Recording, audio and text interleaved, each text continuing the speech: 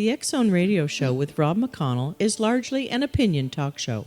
All opinions, comments, or statements of fact expressed by Rob McConnell's guests are strictly their own and are not to be construed as those of the X-Zone Radio Show or endorsed in any manner by Rob McConnell, Relmar McConnell Media Company, the X-Zone Broadcast Network, its affiliated networks, stations, employees, or advertisers.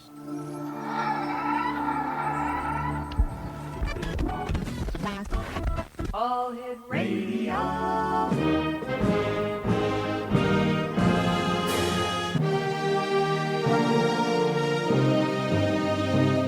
Welcome to the X Zone, a place where fact is fiction and fiction is reality.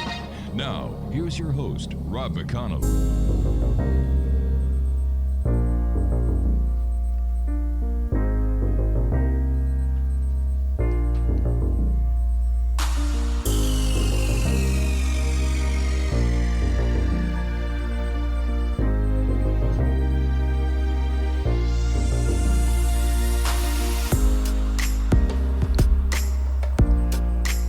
And welcome back, everyone. This is the X-Zone. I am Rob McConnell, coming to you from our broadcast center and studios in Niagara, Ontario, Canada.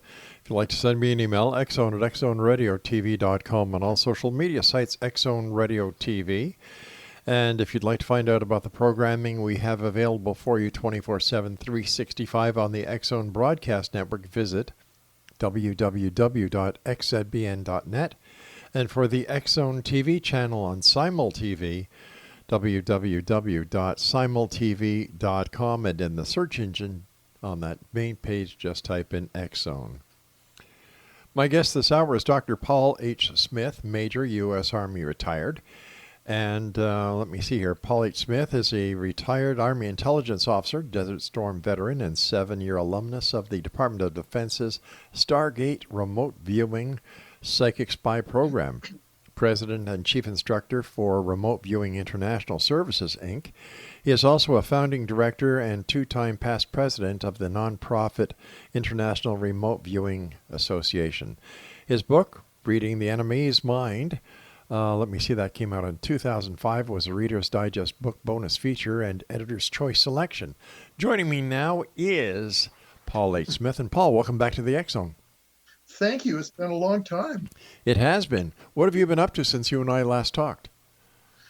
Well, I've been, of course, doing a lot of remote viewing training. I've written another book. I've got a bunch of blogs I sort of manage.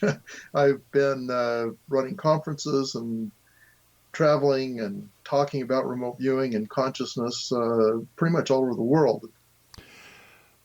How would you describe remote viewing to a person who's never heard that phrase before?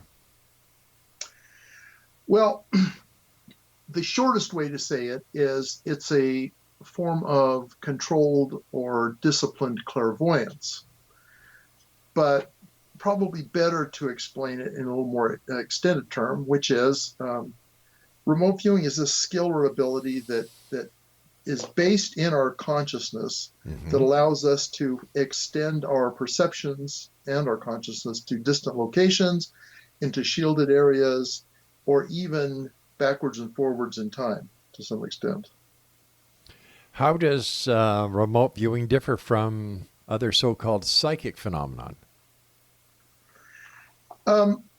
Well, partly it grew up in a laboratory. So it actually is a science-based project or program, if you will. And it was, of course, sponsored by the military for 23 years altogether.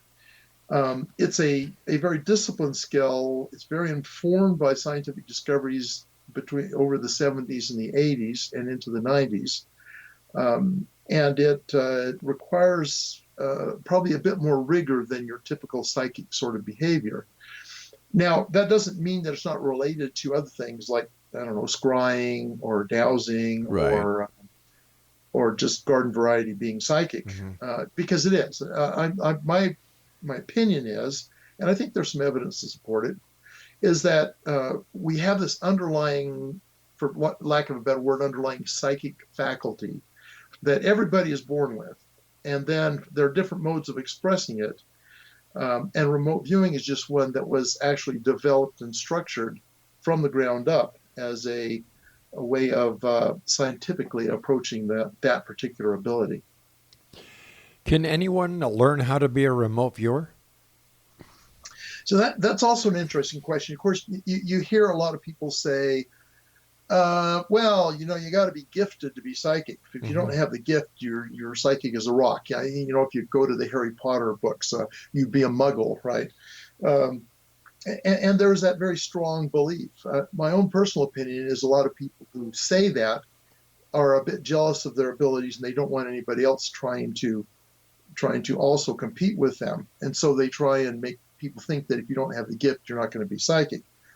The fact of the matter is, the evidence that they came up with, well, let me give you a little background. So a man named Ingo Swann was the one that first came up with the protocol of what we now call remote viewing. He was working with some parapsychologists in New York City, with the American Society of Psychical Research, and with Gertrude Schmeidler at the City College of New York, and they were doing parapsychology experiments. And he said, you guys are kind of missing the boat. There's a way of doing this that would be better. And he suggested that approach, and they tried it, and it was quite successful. And that's what then became remote viewing ultimately. Now, we move a little bit further ahead to a think tank in Menlo Park, California, at the time known as the Stanford Research Institute, because it was part of Stanford University. And they did millions of dollars of research for the government into signal communications, into intelligence collection, into nuclear science, including weapons technology. They did all this kind of stuff. Right. And the guy named Hal Puthoff, he was a Ph.D. physicist, found out about Ingo Swann, decided to do an experiment, and was successful. And that's where the program started. The CIA hired them to actually develop this whole process. And there's more to the story, but I don't want to monopolize the entire program talking about that part of it. So how would the military use remote viewing? Well, as you can imagine, the military is always confronted with problems where they don't know the answers. Usually it has to do with the enemy, or at least someone who could be a potential threat.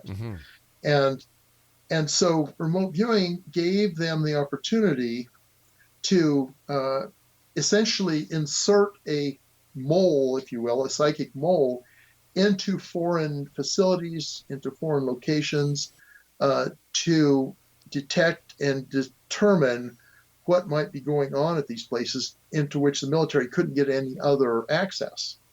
And so they use it essentially to explore denied areas. So the big things at first were like weapons factories, R&D facilities, that kind of thing. But we eventually got into much broader situations. For example, hostage situations in the Middle East. The problem, of course, was that the Hezbollah had captured a bunch of Westerners and were holding them all over Lebanon, and we couldn't find them. So they tasked the remote viewers to try and help. And we did have some success at it, but it was a really tough problem to crack, obviously. So what does, we've heard stories, we've seen movies where remote viewers are sitting in a little cubicle somewhere, and they're given a target by, I guess we can call them a handler. Yeah. Where does this information come from, and how does the agent or the remote viewer kind of gather the intelligence that is necessary in his own mind to actually find the target? So I think your first question is, how do they pick a target for the remote viewer to remote view? Yes. Is that what you're asking? Yeah. Yeah. So we rarely ever came up with our own targets in the remote viewing unit. Other agencies would have a problem, and there'd be selected people in each of these agencies who knew about the existence of the program. It was a very black program for various reasons, and so only certain people could be read onto it. But each agency had one or two people who might know about it. And so that person would be on the alert to if there might be a problem that seemed insurmountable to the resources that particular agency had. Then they would actually nominate this task down to the remote viewing unit, and then the remote viewers would be then assigned to try and get answers to the questions. So, and of course, that's kind of how any intelligence system works, and that the system itself just doesn't task itself. People come up with problems from other agencies. And the interesting thing here was that I've done the tabulation on it. Roughly 36 different intelligence organizations levied requirements on the remote viewing unit, from everything from the CIA to the FBI to the Secret Service, on down to the Threat Analysis Center for the Army. So there's a wide variety of people who were, if you to use a prosaic kind of a term, they were our customers, right, if you will. Right. You and I have to take our first break. Paul, please stand by. In X-Zone Nation, Paul Smith is our special guest. He's got a new book out called The Essential Guide to Remote Viewing, the secret military remote perception skill anyone can learn. His website is rviewer.com. That's RVIEWER.com. And Paul and I will be back on the other side of this commercial break as we continue here in the X-Zone from our broadcast center and studios in Niagara, Ontario, Canada. Don't go away.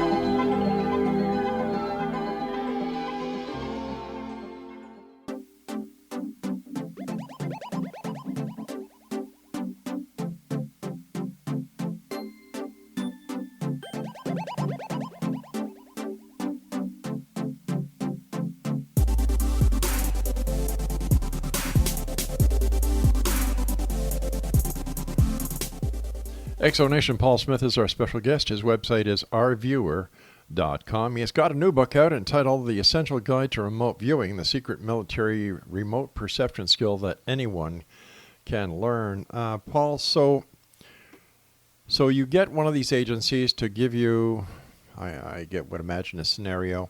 The information is then given to the remote viewer. But what information does the remote viewer actually get in order to help him do the remote viewing? Yeah, and that is a mind-blowing kind of a thing, I find.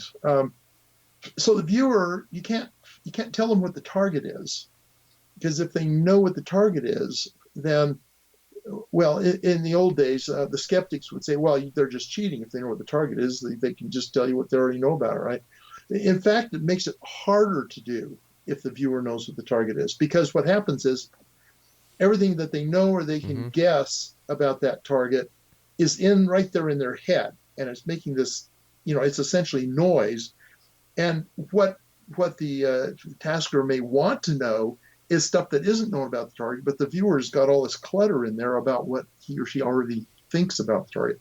So the viewer has to be blind to the target. And so what happens is the tasker gives the viewer a number that has been assigned to represent the actual assignment. So, for example, if the target is like, remote view a meeting that's taking place at the Kremlin, let's say, okay, remote view this meeting, that's the assignment.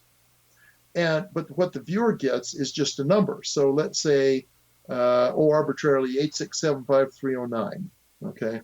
Right. So they give the viewer that number, 8675309, and that has been linked up to that assignment. So the tasker may have written down 8675309 equals describe the meeting taking place now in the Kremlin, right? And so then the viewer just gets the number, but doesn't get the assignment. They don't tell the viewer what the number's hooked to. What happens, this is my speculation because we actually don't have a bottom line on this, what I think happens is the viewer's subconscious takes that number and says, what the heck is this? And then goes out exploring the universe to find out what that number is linked to, discovers that it's linked to this meeting at the Kremlin, and then the subconscious guides the viewer's consciousness to that meeting, and then the viewer reports the perceptions and impressions that come out of there. How do we know the information that the viewer is actually getting is the correct information? Yeah, that's always the challenge. There's a couple ways to Okay. help us be more sure that the information is correct. The first thing is, excuse me.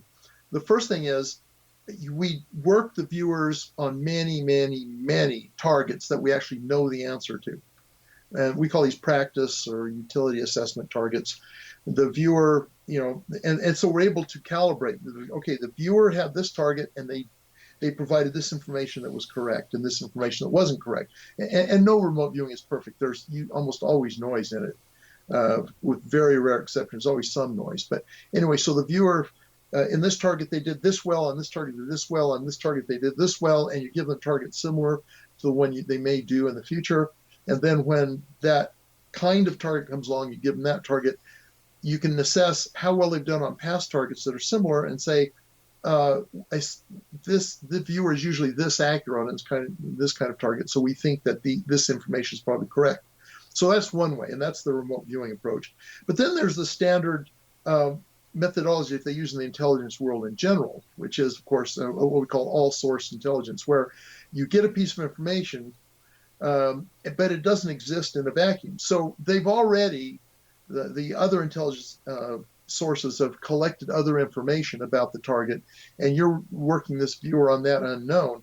But the viewer is also going to present information that is already known about that target. And so you can tell by how accurate they are on that, roughly how accurate they're going to be on the unknown information as well. So we come pretty close, generally speaking. The only time when you don't know is when you run a viewer on something that there's nothing known about that target, which people tend to want to do today, for example, using remote facility. They still can't tell what happened in the past. They can't image what happened in the past. They can't image into the future. They can't do, there are places where they can't get, for example. So there's lots of intelligence questions that could still be answered by remote viewing that even our modern surveillance technology can't manage. So why did the government drop the RV program? Well, one thing, of course, the Cold War ended, and they were looking for the peace dividend, right? But another problem was actually institutional. So at a certain point, the agency that owned the remote viewing program at the time, the Defense Intelligence Agency, they were anxious to get rid of it because the director of the agency really didn't believe in remote viewing. He did not like it. He felt like it was kind of a wild card kind of a thing. And he tried to get rid of it back when he was given control of it while he was with the Army. He was this time Lieutenant General. He was a Major General at the time when he tried to eliminate it from the Army. So he came in and got control of DIA, wanted to get rid of it. Congress gave the program to the Central Intelligence Agency, and the Central Intelligence Agency didn't want it either because their director was also biased against remote viewing. So when they tried to introduce it into the CIA came up with a report that alleged to show that remote viewing didn't work. And I'll tell you in a minute why that was a lie. So they came up with this report that justified them getting rid of it, and they promptly did. They shut the program down. And ever since then, no decision maker has been willing to allow something woo-woo like that back into the government. Now, it doesn't mean that they haven't occasionally used it, because they, particularly during the global war on terror and all that, they would sometimes ask remote viewers to help with projects and stuff, but these would be remote viewers who were working in the private sector. I and my team actually were asked to try and find a missing soldier in Iraq back in, I want to say it was 2007, by an Army Major Command. So that was an official tasking, but we were not military. I was retired, and some of the others were just civilians. So you're just basically another contractor. In a way, that's how it worked. Although we did it pro bono, because we wanted to help. So. Sure. But yeah, then at times they did contract. I mean, some mid-level agent from the FBI maybe, or CIA, whatever, might have some intel contingency funds they could use, and they might hire a remote viewer to help them with some project or other. Are men better remote viewers than women, or are women better remote viewers than men? Interestingly, there's this belief that somehow women are more psychic or more sensitive Mm-hmm. than men. Intuitive, And yeah. at least in the remote viewing world, that doesn't turn out to be true. It doesn't seem that gender makes a difference. There are crackerjack remote viewers who are female, and there were absolutely blow the doors off of it remote viewers who are male. It seems more to be tied to personality than to gender. Certain personalities seem to do better with it. Other personalities seem to struggle with it more, and that seems to be more the important variable than what sex you are. In your opinion, why would somebody want to learn how to do remote viewing? Yeah, that's also interesting. Some people, they really want to be useful and helpful, and this seems like an avenue where they can do that. So they'll maybe they want to find missing kids, maybe they want to help solve crimes. Other people may want to, maybe they want to use it for investing. You want to try and make money with it, and there are ways to do that, and so they'll learn it for that purpose.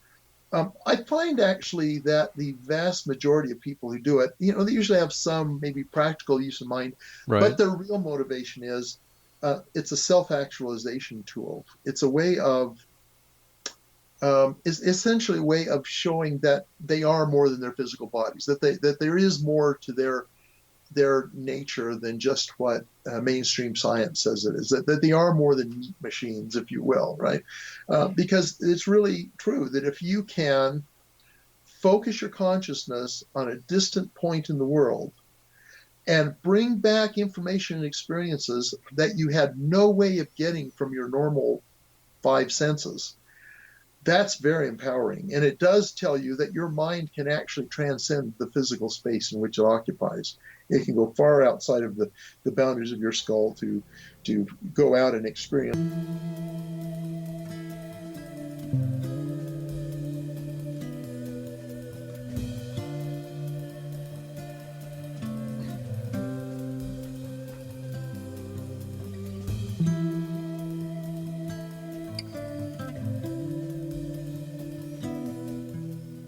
Exonation, there is a direct link to the Essential Guide to Remote Viewing. It's at www.guidetoremoteviewing.com. Paul's main website is rviewer.com.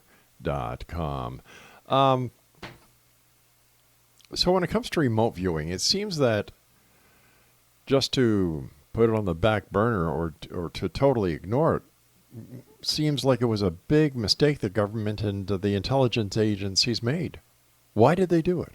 I mean, besides the fact that two directors really didn't want it, they thought it was woo-woo and all the other negative connotations that they could come up with. But if it worked, why get rid of it? Yeah, that's a question a lot of people ask. And the fact is that it's a very controversial thing.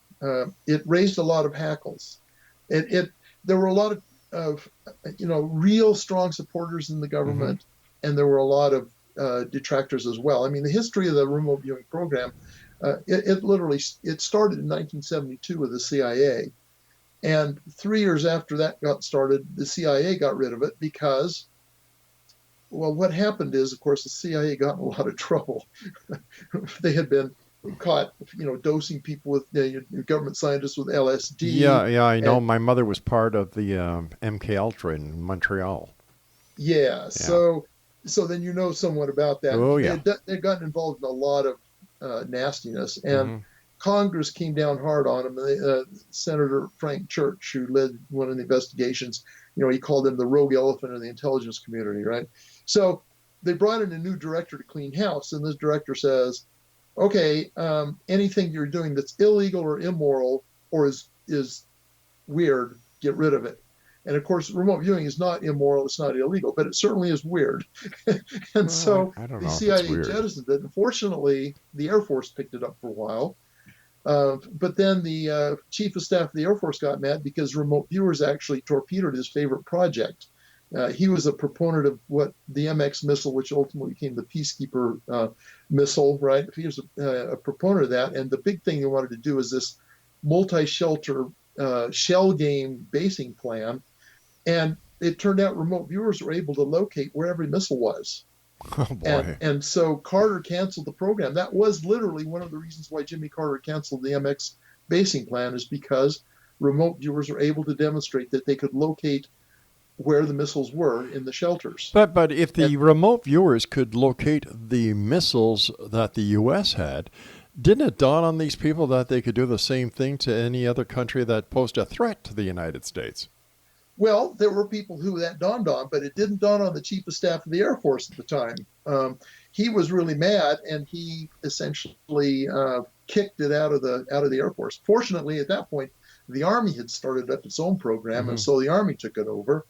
But then, 1985, along comes this general. He didn't like it. He kicked it out of the Army, and the DIA picks it up. And then he comes along, kicks it out of DIA again, and then it was just a history of people trying to shut this thing down, fighting with the people who wanted to support it. And for 23 years, the supporters managed to keep it going, but ultimately they retired or died.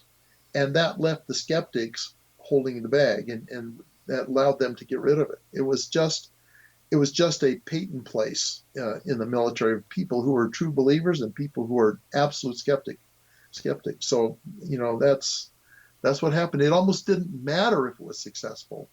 Well, all that mattered was whether the people in charge liked it or not. Okay, so let me understand this, and let me try to get this message across to the members of the Exo Nation. Here you have a project, number one, that works. Number two, the expense to the taxpayer, I would imagine, for the remote viewer compared to the other intelligence gathering methods, was fractional. Yes, and let me give you a comparison. Okay. For the 23 years the program ran, it cost, that entire 23 years, the total cost of that was less than half the price of one F-35 fighter today. Wow. Makes no sense. But what do I know? I'm not in politics. Yeah. Maybe it wasn't expensive enough. You know what? That could be, because if it's too good to be, my wife says if something is too cheap, there's something wrong with it. Yes. I say if it's too cheap, it's a good deal. You teach remote viewing, but you also teach dowsing. Yeah. Is there a connection between the two, or is it just that you wanted to learn how to do dowsing? Well, actually, there is a connection. So I talked about the problem with trying to find hostages in the Middle East. Yes. And we were often tasked to try and find things. So anytime, and this doesn't pertain just to the military angle, this also pertains to psychics today. Anytime you tell somebody you're a psychic, they want you to do one of two things, or maybe both. One is to predict the future, right? Right. And the other is to probably find something missing. Find something that's missing, find someone or something that's missing. So that's what they want the psychic to do. And the irony is those are two hardest things for a psychic to do. It doesn't matter remote view or not. Any psychic, those are the hardest things for a psychic to do. And so remote viewing, the way remote viewing works, it is a descriptive methodology. You perceive a location, you describe the location. You can't get actual addresses or things like that. Those are very left brain constructs, and remote viewing is a very right brain experience. It's an experiential thing.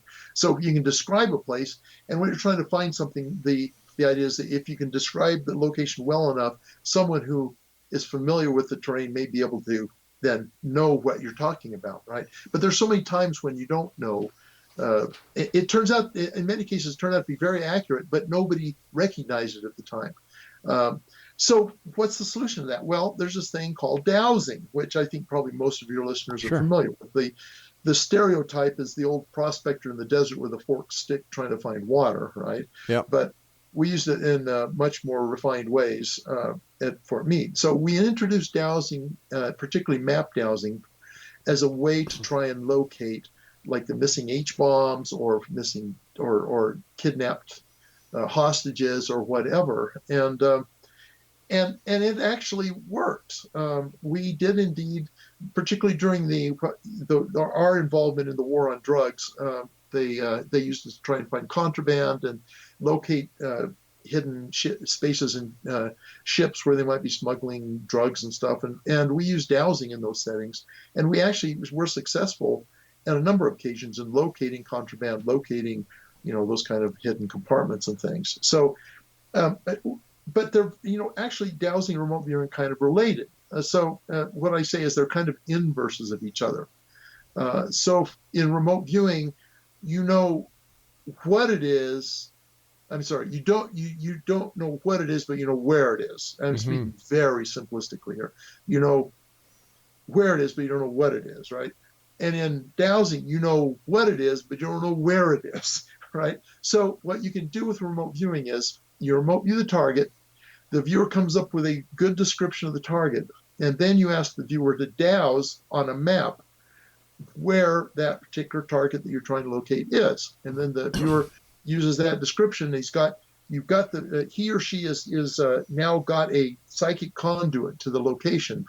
Just can't tell you where it is. Then they use dowsing to give them a kinesthetic connection to help them pinpoint where the actual thing is that the viewer has already described and perceived. Okay, so let me understand this. You get a remote viewer who uses dowsing rods on a map? Well, yeah, there's a little more to it than that, obviously. So okay. You can use L rods; those are the L-shaped kind of dowsing rods. Right. You can use a pendulum, and one approach, for example, you got to be able to kind of find on the map, but it's hard to use a pendulum to touch a map where the location might be. So what you do is you may run a ruler across the map, and when the ruler cuts the location of the thing, the pendulum will react. Or you may run your hand over the map, and the pendulum will react when you touch the spot where the target, the missing person, or the missing H-bomb, or whatever might be. And so you use these tools. I oftentimes use deviceless dowsing, which is literally, I didn't even have a pendulum, I didn't have L rods. My body became the dowsing instrument, and I would run my hand slowly over the surface of the map. And when it encountered the location, I'd feel this unusual tingling or kind of energy kind of a feel in my body. And that worked quite well in many cases, actually. But how did it work? Like you've got a map that is not connected to anything. It's a map probably made of paper. Yes. And you use your fingers to go over the map. Yeah. And you get a tingling feeling when you hit the target. Yeah.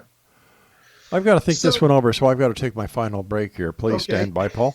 Exonation, our guest this hour is Paul H. Smith, and he was with the United States as a major. And Paul, thank you very much for your service, by the way, my friend.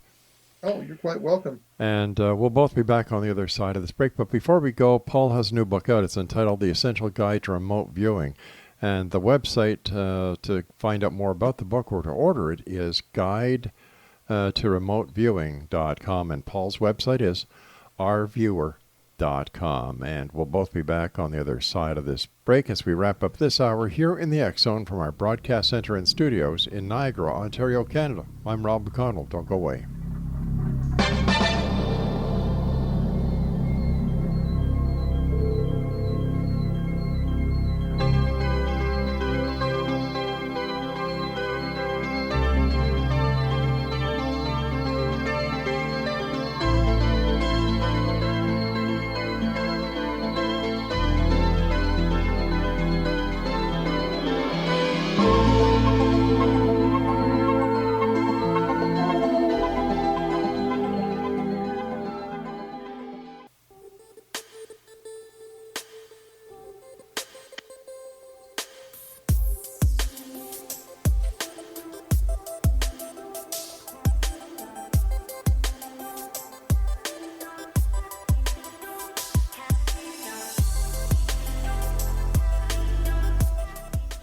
All right, Exonation, 2 websites for you to remember.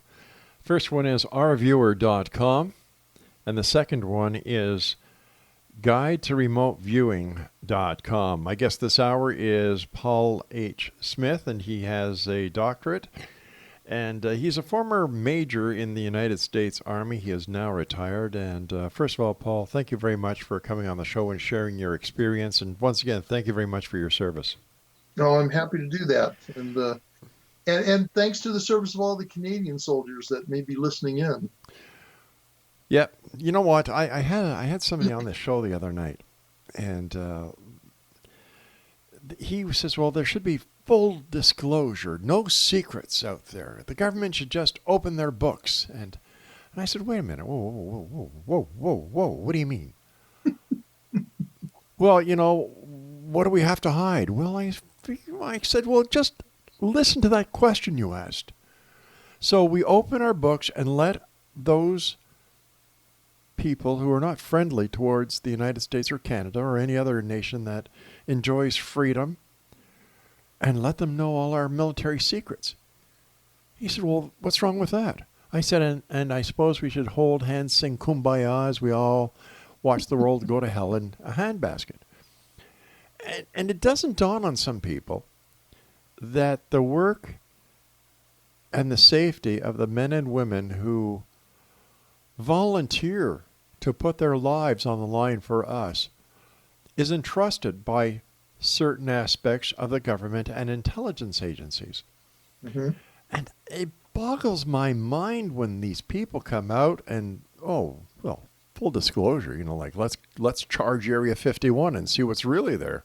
You bunch of morons.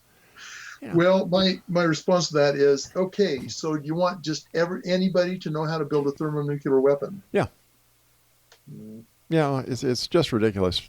When I hear people talking like that, it just boils me to a point that I just can't keep the tongue behind the teeth and the upper and lower jaw closed. Mind you, my wife will tell you that's impossible and in the best of times. Yeah. Well, let's not get into the wife bit tonight. Nope, I don't think we will. Something that I saw that I couldn't... where was it here?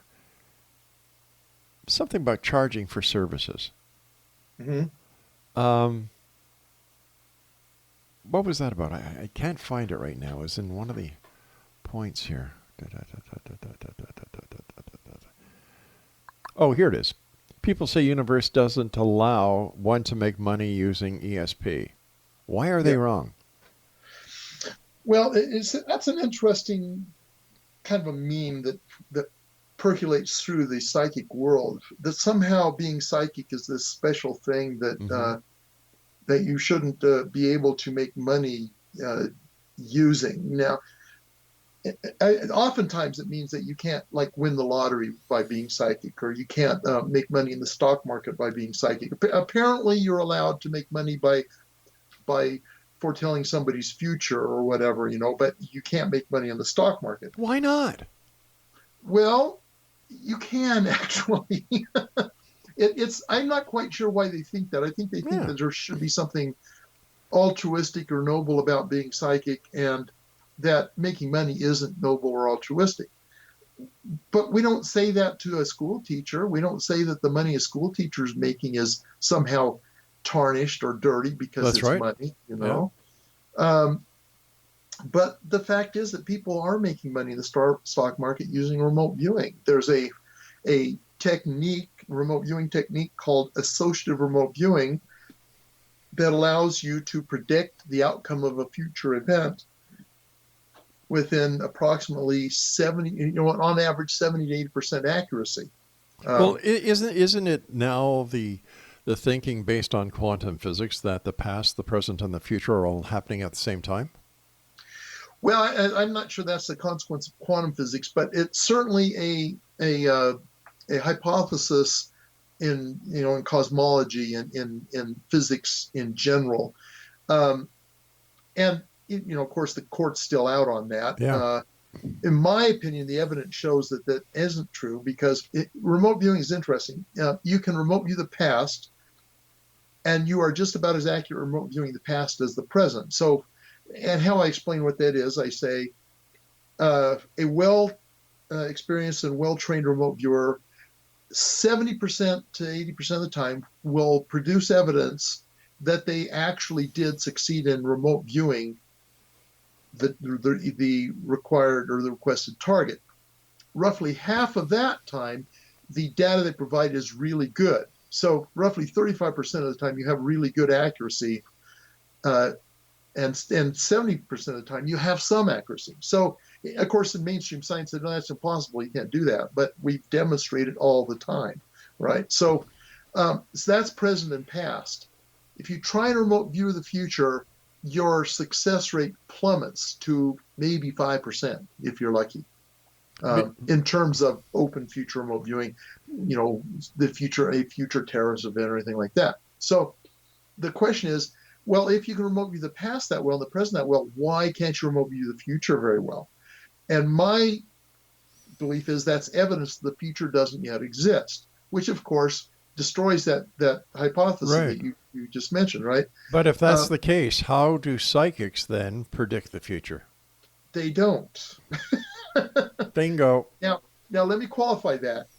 They do occasionally, but you'll notice that most psychics make a whole lot of predictions, but only the ones that are successful get any attention. Yeah. And the ones that aren't successful get ignored, right? Yeah, throw enough on the wall, some of it's going to stick. Well, I think sometimes they're actually right, because so to describe what I think the future is, I think about it in terms of like it's a braided stream going into the future, right? And there's all of these possible futures extending out into the future, most of which won't actually happen. But there is a thread that the future will take ultimately, depending on what particular decision nodes are tripped as it goes into the future. And sometimes a psychic will pick up on the possible future that actually does come to exist. Right. So I think sometimes they are right, but they get a lot wrong. Right. And the same is true of remote viewers. Remote viewers their success in predicting the future drops off dramatically when you get into the future. Now, one of the things is the closer in you are to the present when you're trying to predict a future event, the more likely you seem to be correct, which makes sense. Right. The farther away, the less likely you are to be correct. And this mode of remote viewing the future, called associative remote viewing, actually works about as well as present and past, but it's a very limited approach. It only a certain set of kinds of futures can you predict using it. I'm still waiting for Atlantis to rise out of the Atlantic off the coast of the U.S. as predicted by Edgar Cayce. Yes. How do you deal with skepticism, Paul? Well, first off, you have to understand many skeptics are just as much true believers in what they believe as many psychics are, right? Or True, people who yeah. support being psychic. So they have, it's their worldview, it's their paradigm that being psychic can't be true, ESP can't be true. And so you have to start off recognizing that. And then you have to figure out how to approach them where it forces them, or at least leads them to start to doubt their certainty about this. And one way to do it, of course, is to cite the evidence. Right. A lot of skeptics will say, well, there's no evidence for ESP. Oh, that's totally false. There is a ton of there is. well-established, scientifically derived evidence for ESP. The problem, of course, is we don't have a causal story as to how it occurs, which is what science needs. They want a causal story before they'll accept your evidence.